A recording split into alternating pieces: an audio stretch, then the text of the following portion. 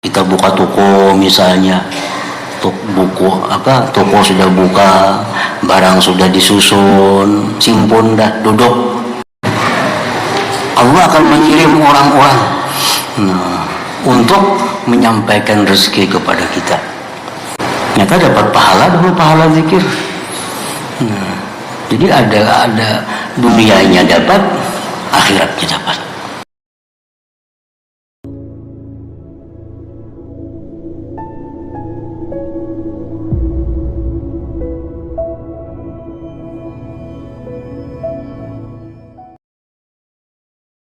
Para muhibbin rahimakumullah, manusia dalam hal tawakal, berserah kepada Allah dalam hal rezeki, ada terbagi 3 kelompok. Kelompok pertama, manusia yang belum sampai kepada derajat tawakal. Dia sudah tahu bahwa Allah mencipta rezeki. Dia sudah tahu Allah yang menyampaikan rezeki karena nama Allah Ar-Razzaq. Tapi belum sampai dia ke derajat tawakal kepada Ar-Razzaq itu. Nah, karena dia belum sampai kepada derajat tawakal itu, maka dia hanya berpegang kepada sebab, lupa kepada Allah Ar-Razzaq itu. Nah, ini kelompok manusia yang pertama. Dia hanya berpegang kepada usaha. Ujarnya, kalau kada berusaha, kada akan datang rezeki kepada kita. Kalau kita kada berusaha, kita kada akan dapat duit. Kalau kita kada berhuma, kita kada akan dapat benih. Kalau kita kada berkebun, kita kada akan dapat buah-buahan. Nah, dia hanya berpegang kepada sebab, lupa kepada Allah Subhanahu wa ta'ala. Ini orang yang belum punya derajat tawakal kepada Allah Subhanahu wa ta'ala. Ini orang yang menuhanakan sebab, menuhanakan usaha. Karena ini anggapannya kalau kada berusaha, kada kawa hidup. Gimana mencari duit? Gimana datangnya makananmu kada berusaha? Kada sadar bahwa Allah yang maha mencipta rezeki, maha menyampaikan, dan maha membuatkan sebabnya. Banyak orang berusaha dagang. Nah, mati-matian dagang dipegangnya, seolah-olah dagang ini Tuhannya. Kalau kada berdagang, ini anggap kada bakal dapat duit. Ternyata duit itu datang di luar daripada dagang. Ternyata duit datangnya sekalinya lain di dagang. Ini menyangka bahwa kalau kada berdagang, kada beli duit. Ternyata ada hadiah. Ternyata ada apa yang mendatangkan duit baginya. Satu bukti bahwa Allah kuasa menyampaikan duit kepada kita dengan sebab selain dagang itu. Ini dagang itu hanya satu sebab dari sekian ribu sebab Allah menyampaikan rezeki kepada kita. Jangan berpegang dengan dagangnya itu kalau kita sudah tawakal kepada Allah Subhanahu wa ta'ala. Nah, para muhibbin rahimakumullah. Nah, yang kedua, orang yang sudah sampai kepada derajat tawakal, berserah diri kepada Allah, karena dia yakin, beriman Allah itu Ar-Razzaq. Dia hanya diam di rumah, dia hanya sibuk beribadah, dia hanya sibuk belajar ilmu, dia hanya sibuk mengajar ilmu. Sedikit pun kada ada pikiran-pikiran duniawi, apalagi berusaha dunia. Urusan rezeki 100% aku serahkan hanya kepada Allah. Tugasku hanya beribadah kepada Allah. Kada perlu berdagang, kada perlu berkebun, kada perlu beternak, kada perlu, aku hanya beribadah kepada Allah. Allah dengan namanya Ar-Razzaq pasti akan mengirimkan rezeki kepadaku. Nah, ini orang sampai kepada derajat tawakal yang nomor 2. Contohnya siapa? Maryam, ibunda Nabi Isa alaihissalam. Nah, Maryam itu diam di dalam mihrab, kada tahu urusan nasi, kada tahu urusan makan, kada tahu urusan iwak. Tugasnya hanya beribadah kepada Allah, beribadah. Begitu masuk Nabi Zakaria ke dalam mihrab, ada makanan.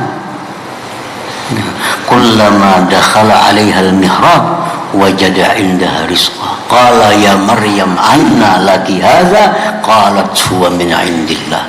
Nabi Zakaria bingung, wahai Maryam, dari mana ini makanan? Maka ijam dalam mihrab, kada keluar. Ijam kada berusaha, ijam kada bermasak, ijam kada mencari makanan. Gimana makanan datangnya? Apa jar Maryam? Min indillah, itu dari Allah. Allah yang mengatur siapa-siapa kan yang mengatari makanan ke situ. Hari ini nang sebelah masjid benajar, aku nak mengatari Maryam gini makanan. Nah, esoknya nang sebelah sana pulang hari-hari datang aja makanan kepada Maryam. Kada tahu diusaha. Tugas Maryam hanya ibadah kepada Allah. Urusan rezeki diserahkan kepada Ar-Razzaq, Tuhan yang maha pemberi rezeki itu. Nah, ini orang yang sampai kepada derajat tawakal yang nomor 2. Nah, kemudian lagi derajat tawakal yang paling tinggi. Nah, tawakal yang nomor 3. Derajat tawakal yang nomor 3 ini orang yang berusaha, berdagang, bertani, beternak, tapi hatinya sedikit pun kada berpegang kepada dagangnya, kepada tanamannya, kepada ternaknya. Dia hanya berpegang kepada Allah Subhanahu wa ta'ala. Ini derajat tawakal yang paling tinggi. Jadi kan kada berusahaan itu masih di bawah lagi. Yang tinggi itu ini yang buka toko, tapi sedikit pun di hatinya bukan toko ini yang memberi dia rezeki, tapi Allah yang memberi rezeki lewat sebab toko daganganku ini. Hatinya kada pernah lupa kepada Allah. Datang orang matahari duit, ia yakin bahwa duit ini adalah kiriman Allah lewat si Fulan bin Fulan ini. Nah, ini orang yang sudah sampai derajat tawakal yang paling tinggi. Nah, jadi bukan ia diam di rumah, bukan hanya beribadah kepada Allah, tapi derajat tawakal yang tinggi itu orang yang berusaha, tapi usahanya kada melalaikan dia daripada ingat kepada Allah Subhanahu wa ta'ala. Nah, para muhibbin rahimakumullah, Maryam ibunda Nabi Isa. Nah, sewaktu beliau belum mengandung Nabi Isa, tadi di mihrab diamnya, kada kalau orang masuk ke situ, dikunci. Coba Nabi Zakaria yang punya kuncinya. Setiap hari ada makanan. Nah, ini Maryam berada di makam tawakal yang nomor 2. Setelah Maryam hamil Nabi Isa, nah, Maryam ini melahirkan Nabi Isa. Melahirkannya bukan di mihrab, tapi di satu tempat di kebun, pas di bawah batang pohon kurma. Nah, Maryam melahirkan Nabi Isa. Allah berfirman kepada Maryam, wahai Maryam, guyang pohon kurma itu, niscaya gugur buah daripada pohon kurma itu. Maryam disuruh mengguyang pohon kurma. Waktu di mihrab tadi Maryam kalau berguyang-guyang pohon kurma, makanannya yang datang. Itu makam Maryam sebelum melahirkan Nabi Isa, belum hamil. Beliau hanya masih di makam tawakal yang nomor 2. Nah, di makam tawakal yang ketiga, Nabi Maryam punya kedudukan yang sudah semakin tinggi di sisi Allah. begitu melahirkan Nabi Isa, Allah perintahkan huzzi ilaiki. Nah, guyang pohon kurma itu, niscaya dia akan menggugurkan buah kepada engkau. Disuruh Maryam berusaha. Mengguyang itu kan berusaha. Guyang pohon kurma, supaya gugur buah. Padahal Allah bisa. Seperti di mihrab datang rezeki tiap hari.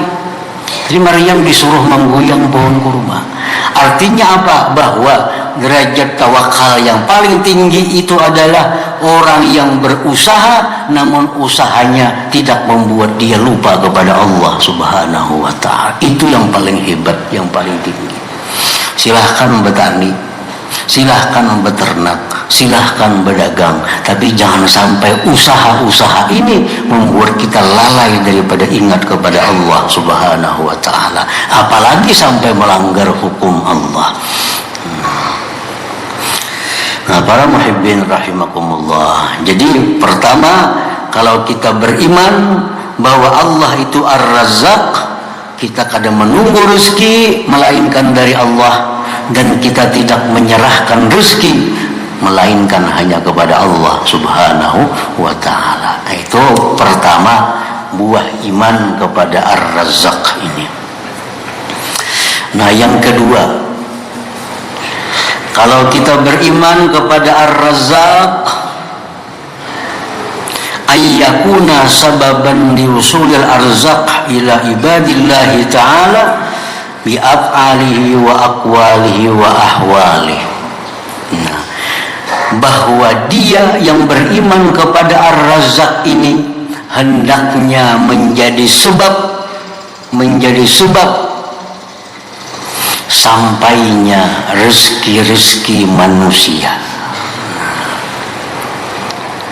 Jadi orang beriman kepada Ar-Razzaq ini hendaknya, kalau sudah beriman kepada Ar-Razzaq ini, dia membuka peluang-peluang kerja. Nah, sehingga dia menjadi sebab datangnya rezeki Allah kepada hamba-hamba Allah Subhanahu wa ta'ala. Nah, ada orang kesusahan, datang lawaninya minta bantuan, bantu. Nah, berarti ini orang yang beriman dengan Ar-Razzaq, dia menyebabkan orang dapat rezeki. Nah, ada orang kesusahan, orang kadakawa bayar hutang, orang kadakawa berobat, kita mampu, kita bantu, berarti kita beriman dengan Ar-Razzaq. Kenapa? Karena jadi sebab datangnya rezeki orang itu melalui kita.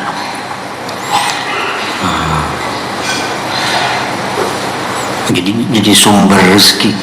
Nah, diri orang yang beriman kepada Ar-Razzaq ini jadi sumber rezeki orang lain kepadanya.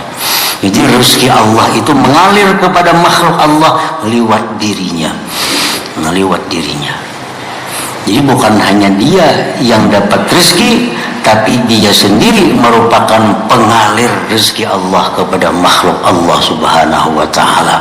Orang yang kikir dengan hartanya, orang yang kikir dengan perbuatannya, orang yang kikir dengan pemikirannya, jelas jauh daripada iman kepada Ar-Razzaq ini.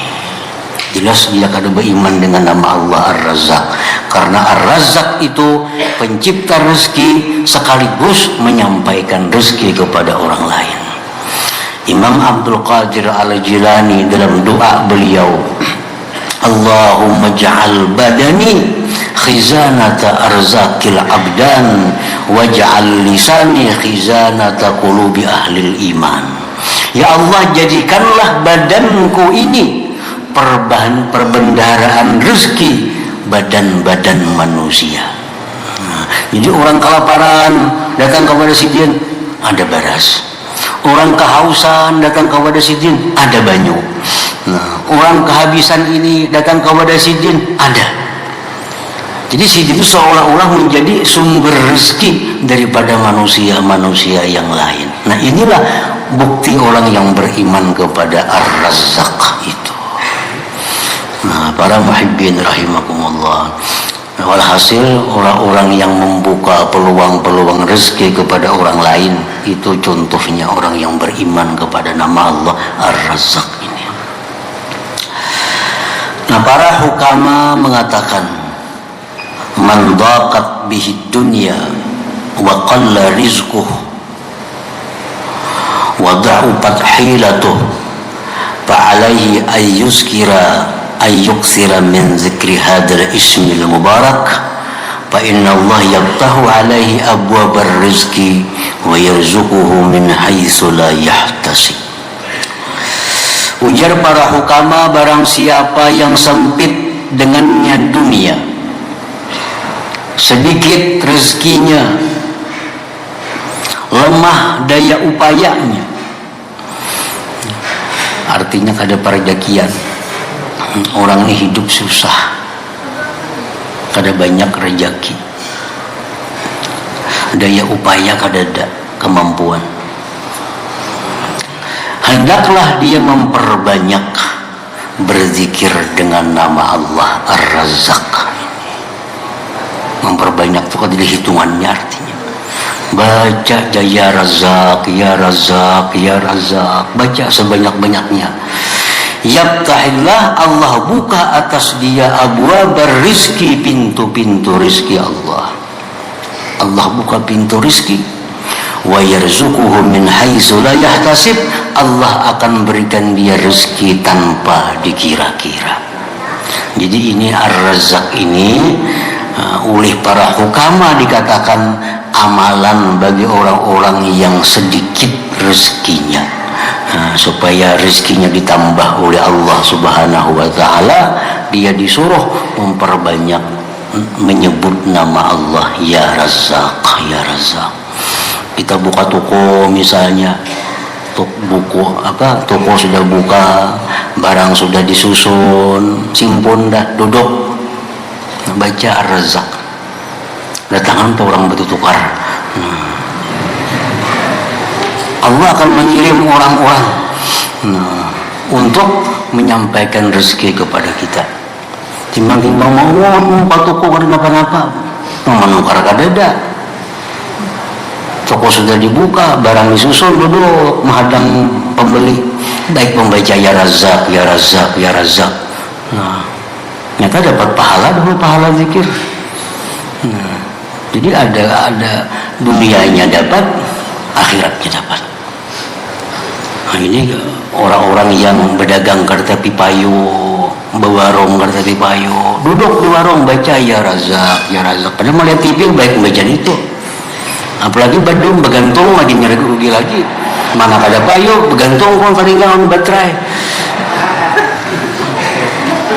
Itu toko pasaran sepi sunyi, pedagang itu berkumpulan renang Bandung menang bercatur.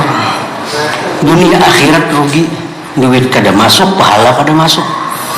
Jika buka toko duduk kada usah bertasbih, ya Razzaq, ya Razzaq, ya Razzaq, ya Razzaq. Itu diibaratkan Siti Maryam mengguyang pohon kurma tadi. Nah, ya Razzaq, guyang. Allah akan menjamin tusakit alaika rutaban janiyah, akan guguran kurma itu kepada engkau. Cuma sekali dua kali kada mampan itu biasa aja dulu. Kada mampan amalan itu langsung mampan sekali. Lain kayak obat diminum ampe saya kepala, lain amalannya. Amalannya kayak herbal terus penerus amalakan. Kayaknya bisa tetap buka, kada kata-kataran lagi jadinya kayaknya. Cuma jangan sekali kada ada perubahan, dua kali tatap dagang kada payu, tiga kali ampe. Nah itu ada lagi dah. Selesai sudah beli tiga kali itu ampe. Tarusakan aja baca, tarusakan baca. Dijamin wa yarzuquhu min haitsu la yahtasib, Allah akan beri dia rezeki dari jalan yang kada dikira-kira. Dari jalan yang kada disangka-sangka. Nah itu faidah daripada orang-orang yang mengamalkan nama Allah ya Razzaq itu. Boleh dibaca di rumah, baik dibaca di warung, baca di toko, supir nang rumah ada penumpang baca ya Razzaq. Semuaan boleh membaca ya Razzaq ini. Yaftahullah alaihi abwaab rizq, Allah bukakan atasnya pintu-pintu rezeki. Nah, para muhibbin rahimakumullah, mudah-mudahan Allah memberikan kita taufik dan hidayah agar kita bisa mengamalkan ilmu yang diberikan Allah Subhanahu wa ta'ala. Nah, diumumkan bahwa pengajian kita selanjutnya insyaallah kita mulai lagi pada tanggal 22 Juli 22 Juli 2017 insyaallah taala. La hadratin Nabi sallallahu alaihi wasallam al-Fatihah.